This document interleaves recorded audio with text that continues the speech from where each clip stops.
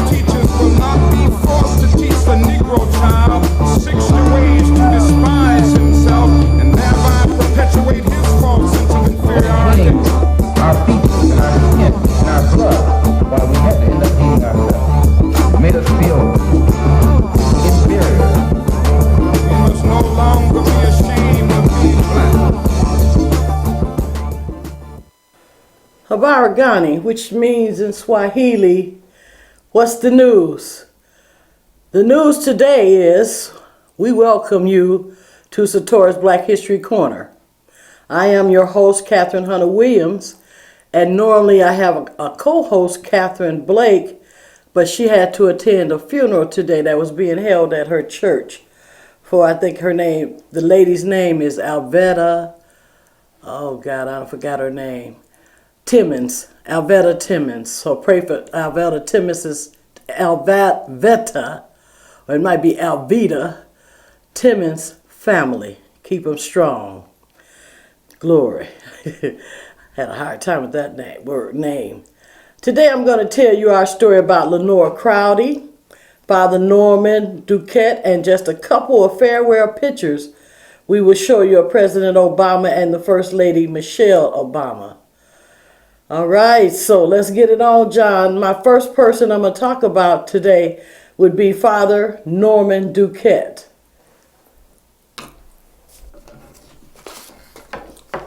Is he up?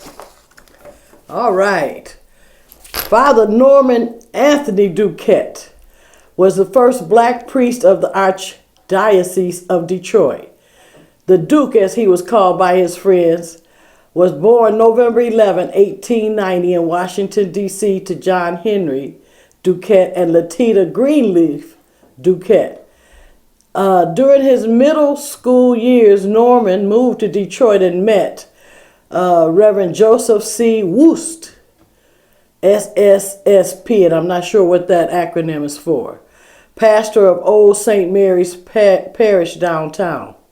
He volunteered his services and assisted in organizing the city's first black mission, St. Peter's Claver. Father Woost encouraged him to pursue seminary studies. Norman Dukette applied for the priesthood in the Roman Catholic Church. He became the first black student at Laura's Academy and College in Duquette, Iowa. Am I saying that right, John? Dubuque, Iowa. Okay, thank you. Yeah, Dubuque. Yeah, it's a hard. Dubuque? Yeah, the only reason why I know because my grandmother was born in that area. Okay. So, yeah. From which he graduated in 1922. And finally, the first black Catholic priest ordained for the Archdiocese of Detroit. After several years of service in Detroit as pastor at St. Benedict, the Moore Parish, his ministry led him to the Diocese of Saginaw, where he founded and pastored Christ the King Parish in Flint until his retirement in 1970. Norman Dukette had a school here, and they suppressed his school. It was an elementary school in Flint, Michigan. Let's see what's the name of this story. Father Norman Dukette Elementary School in Flint, Michigan, located on the property of St. Agnes Parish. And those people that live in the city of Flint know where I'm talking about, where St. Agnes was. And it was established as a diocesan school to serve students and families on the north side of Flint, Michigan since 1980. During that time, many students have been formed and benefited from the Catholic-based education. Faculty, staff, and parents have exhibited an extraordinary commitment to the educational mission of Duquette's elementary school. And you can rotate the pictures, John, if you want to. Father Norman Dukette founded Christ the King Catholic Church in 1929 and is located on the corner of Lapeer and Seymour Streets. There were other buildings and streets named after him. They also, over at the Christ the King over there, they have an annual African American festival. And he was part helping, I guess, to get that started. Because that's what he was doing in the community of Flint. He was an educator. He had a school here, the first Catholic school. Was it the first black Catholic school? Yeah, the first black one, yes. Not the first Catholic school, but he was the first that had a black Catholic school. And as you see the pictures, you'll see different pictures of him when he was a young man, handsome young man. And then as in his full regalia. And then at the end, the last picture is the one with him in full regalia with the white, I'm not sure what they call it, so I'm just going to say a white shawl. That's not a shawl.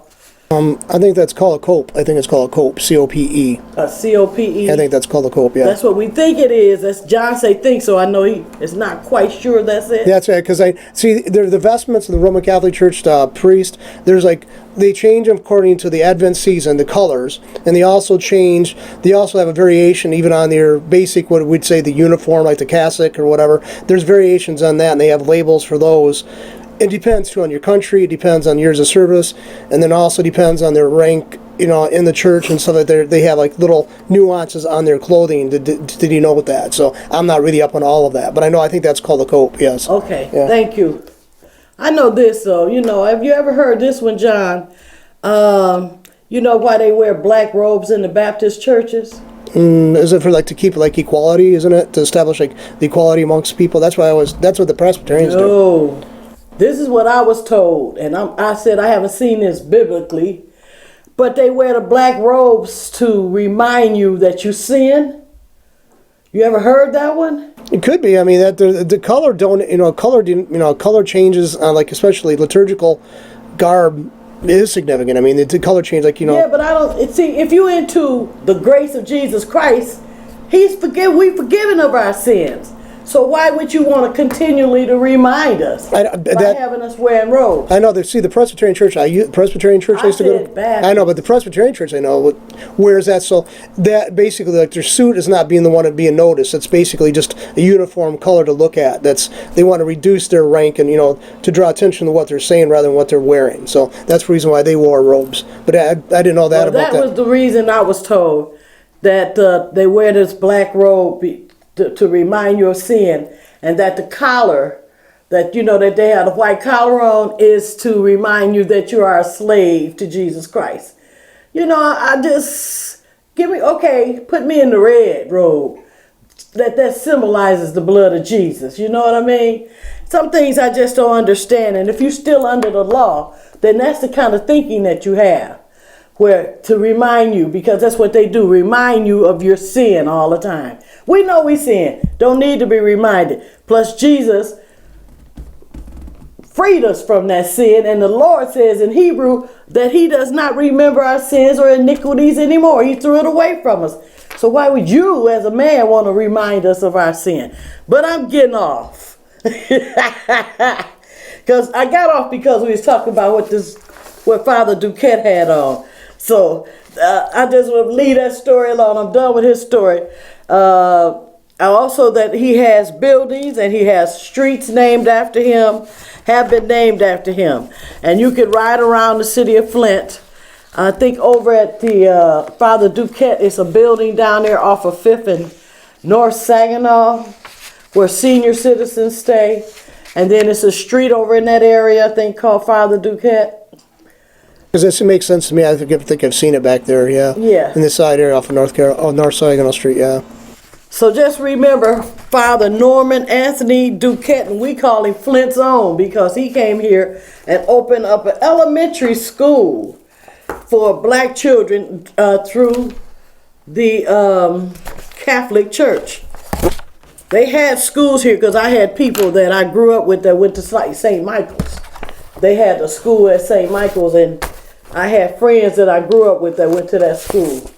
And they were Catholics, devout Catholics, as a matter of fact. Yeah, because I was surprised about that when I was a kid growing up. Most of the blacks I met were like, COGIC churches or some kind of apostolic churches or Baptist. Yeah. And this one kid in my one journalism class said, "Well," he said, "I can't eat this because it's not during Lent." I just said, I started to mock. I said, I cracked up. He goes, "What are you laughing about?" I says, "You're Catholic?" He goes, "Yeah." So I went home, I asked my mom, and she's the one that told me about Duquette then, about her, because she used to sing at his church. Oh, did she? She went to his church, St. Matthew. She used to go to St. That's where she grew up downtown, the parish down there. Mm-hmm. And they were invited to go down to sing for his, some kind of event they had going on, and they were like really loud. They used to sing it at St. Matthew's, which is huge, and his church is rather small, and they sang and projected out. And she goes, "We were up in the choir loft, and when we sang out so loud, everybody jumped because they're surprised because they didn't expect it to be that volume, But she said it was like she really was impressed by him because he was just a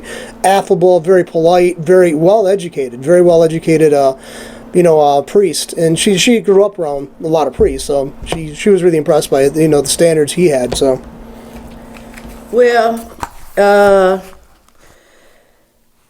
Father Duquette, Father Norman Anthony Dukette joined our Father, the Father in our heavenly realm, in his heavenly realm, and joined his ancestors on March 31st, 1980. That has not been that long ago. And I did have an opportunity one time to meet him back in the early 80s when we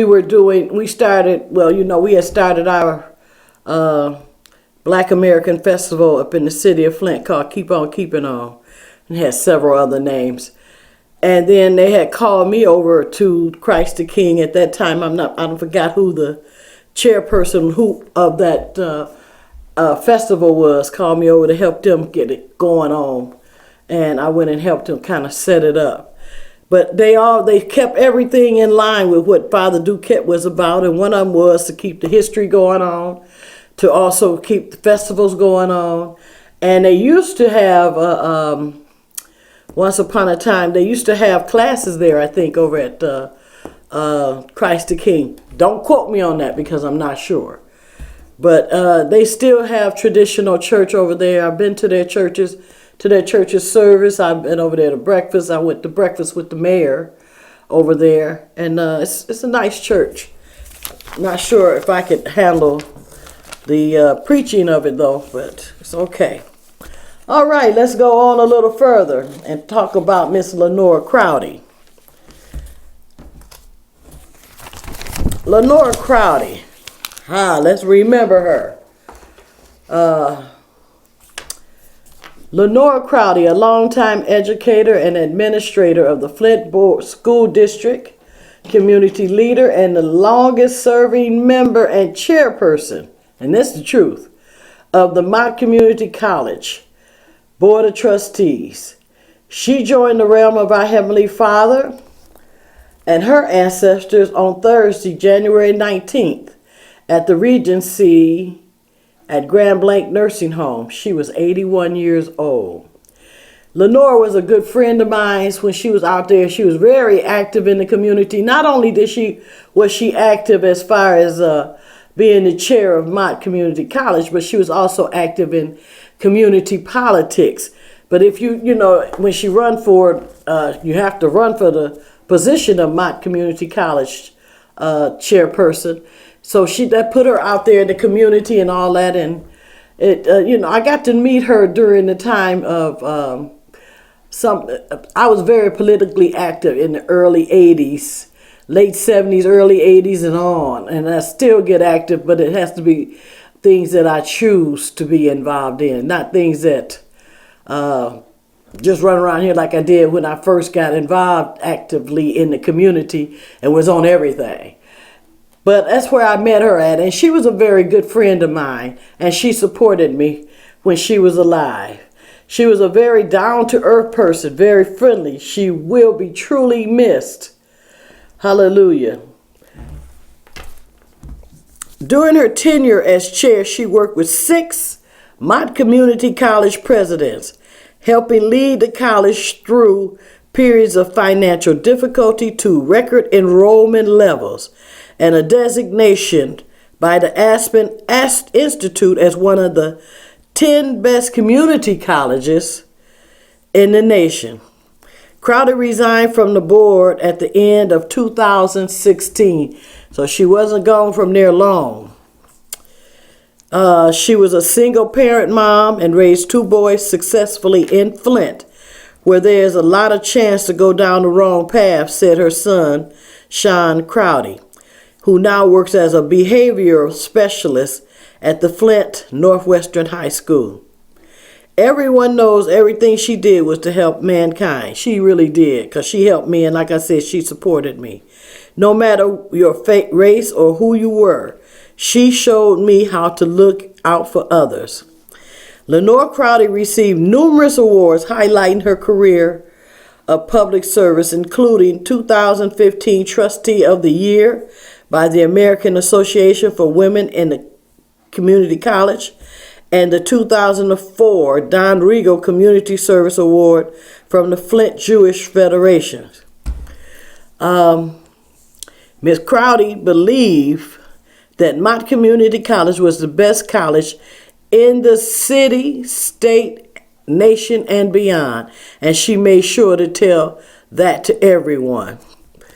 Lenora Crowdy was a longtime educator and administrator in the Flint Community School District and was a community leader and the longest serving, I said this already and I'm going to repeat it again because she was.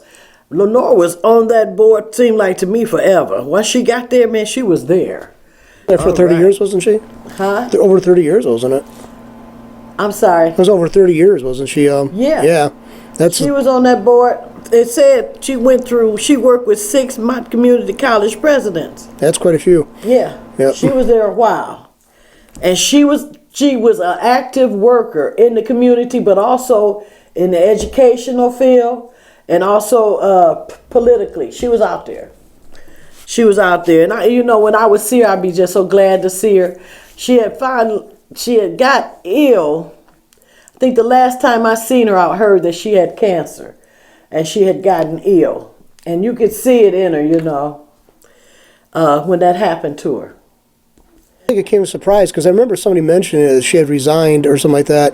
And they said because of I just heard a snippet. It was somebody else. I think somebody was in the studio a few months back, and they're talking about she had left, Mott, and they go, oh man, she was like there forever. And I can't remember who was talking, but I remember somebody who had been connected to Mott as well. I believe that was. Well, I thought she had been resigned because I know she had been ill. Mm-hmm. The last few years that I've seen her, you knew she was ill, and I talked to her. She had cancer. I didn't go into detail of what type of cancer because it is different types of cancer. But she had cancer, but she was still active, and then I'm seeing in here it says she resigned from the board at the end of 2016, and I thought she had been and left that board. I remember her leaving. I heard somebody was mentioning, like I said, that they were here that she was leaving. I think it was some guy who was running for the board of trustees there at Mott. I think he had brought it up that she had just resigned or was coming close to her resignation time. They knew this was coming. I guess the people on the board. Yeah, they knew. Yeah, you couldn't help but to know if you knew Lenora Crowdy because Lenore was a small woman, but she got extremely small. She was a person in the community that if you wanted to get anything done, you wanted her on your team. because she really would work with you. And like I said, she supported me back in the day when I was doing the museum and whatever else that I was doing. Lenore was all right with me. For the simple fact that she supported me. And God, I knew her for so long. I mean, many years I knew her. You will be missed, Miss Lenora Crowdy, as known and remembered as a woman of service. All right.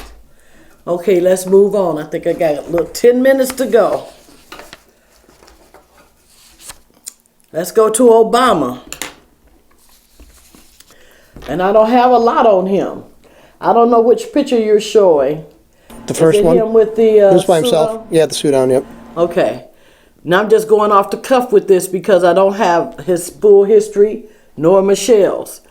But on my January 20th, he left the presidency of the White House of the United States because of a new president coming in, Donald Trump. They showed them. They would show pictures of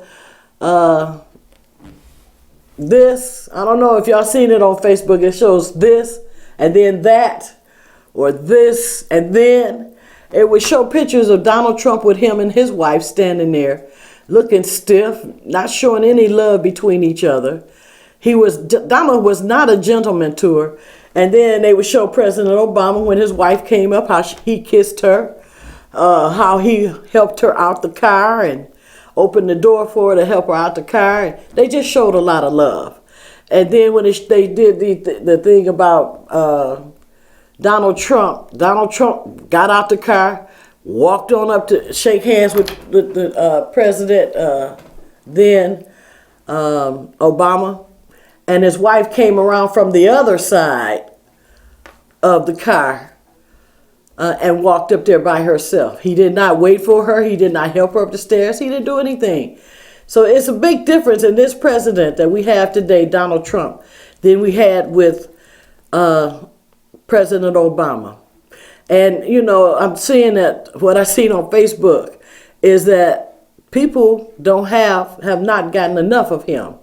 And also I seen on Facebook that they said Michelle is going to run for president in 2020. And then President Obama, former President Obama said, you will see me again in 2020 with Michelle running for president. I don't know how true that is, John. You think just she going to run for president? I didn't think this guy was going to win, so I don't have my radar's off on that. So I wouldn't even know who's in the field. If he stays with the Democratic Party, they might have somebody else in mind. So I don't know. I don't know. But she gonna do something, and I think she gonna do something politically since she got that in her repertoire now. She was the first lady of the United States, so she can do some great things, right? Well, like I said, I'm not a partisan for the Democratic Party. I don't agree with much what they do. So she could do something great, but it would probably be different than to me what my great would consider great and what the Democratic Party adherents would say was great were vastly different things. So, well, on a personal tip, I think she was behind a lot of the things and decisions that President Obama made, that they had some discussions about it. You know what I want to see? I want to see what not Ivanka, but what is his wife's name? Melania.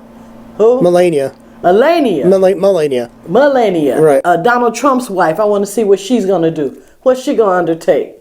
You know, some of them took up, like Michelle Obama, she was about health.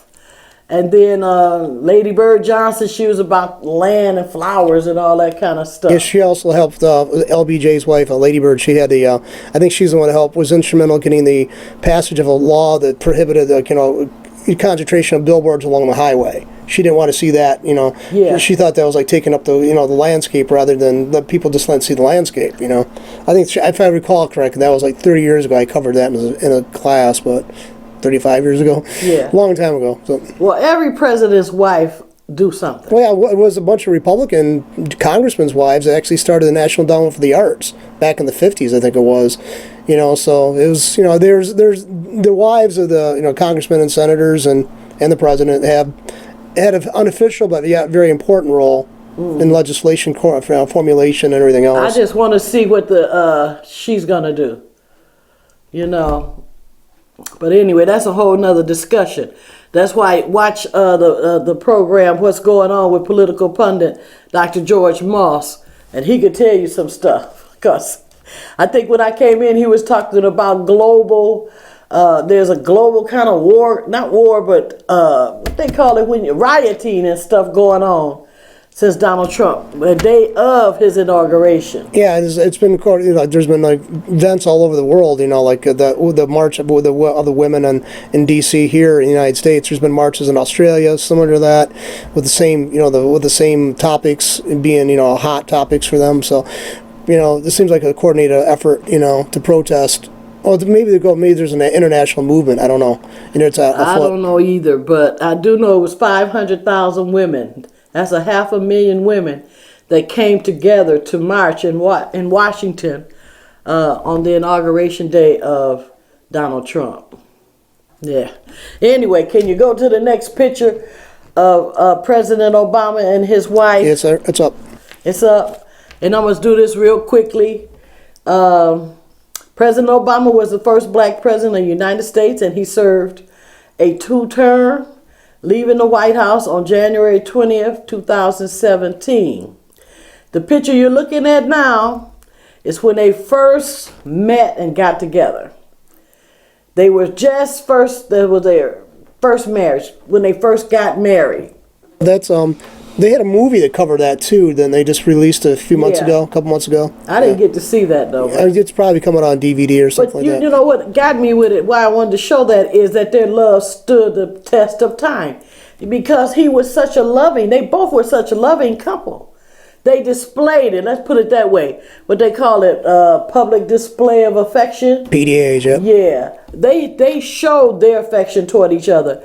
President Obama showed his love for his wife, and she showed her love for him.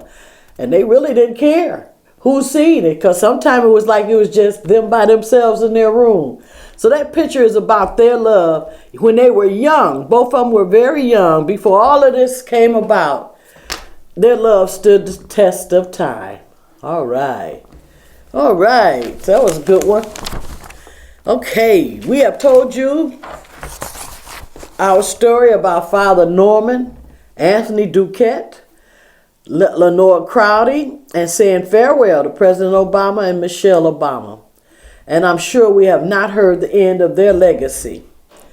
If you would like to have information about our theme song, Be Proud to Be Black, featuring Martin Luther King Jr. and Malcolm X, which, by the way, would be a great theme song to have as your Black American History Month celebrations music in your home, or for a Black History Month celebration program that you may be planning to have. You could be playing this during an interlude, or people coming in and when people are leaving out, or you can do it what they call them 15-minute little breaks.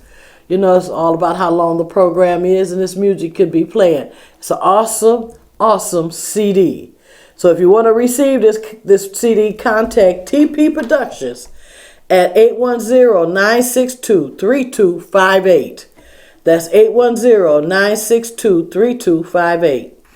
Be sure to watch political pundit Dr. George Moss. Dr. Moss be talking about some stuff. You hear what I'm saying? Politically. I said political. He is definitely that. Every Monday at 2 p.m. on allpointstv.com. And he's on YouTube. Also, allpointtv.com programs come on Comcast Channel 17 every Tuesday evening from 8:30 to 9:30 p.m. And I also want to let you give a public service announcement. On Wednesday, February 15, 2017, the Comet Study Group, in celebration of Black History Month and our 12th year anniversary, will present John A. White, Flint's own, John A. White Jr., author of Soldiers at the Cross, A Journey from Slavery to the Promised Land, from 5 to 6:30 p.m. at the Good Beans Cafe, which is located on the corner of 1st Avenue, 328 North Grand Traverse Street. Kemet is also known as Ancient Egypt, But we not only study ancient Egypt, we also study Black American history and also Africans of the diaspora's history. So come on and join us. We meet every Wednesday there at the Good Beans Cafe at 5 p.m. Not every Wednesday, I'm sorry, every third Wednesday. Let me correct that because I don't want y'all coming there and we're not there because they don't even be open. So it's every Thursday, Wednesday at 5 p.m. at the Good Beans Cafe, 328 North Grand Traverse Street, corner of First Avenue. All right. As always, and Miss B is not here, but I'm going to say we'd like to say thank you to all of you who have watched our program today and has learned that we have a great story, and we encourage you to learn more about our story. Now, our story, we call it which means, rather than saying his story, because it's been so whitewashed, we rather say our story because we're not whitewashing it.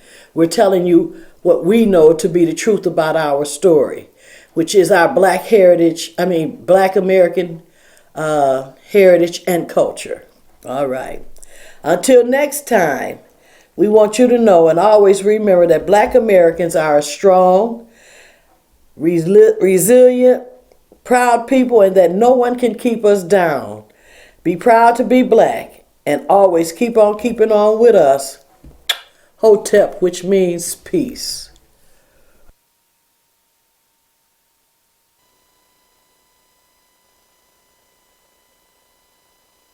Some moral information, a knowledge of self. For instance, if the average so-called Negro, he doesn't think that he can go into business and provide jobs for himself. And because of this, he thinks that he can only get a job from the white man, or he can only get clothes from the white man, or he can only get food from the white man.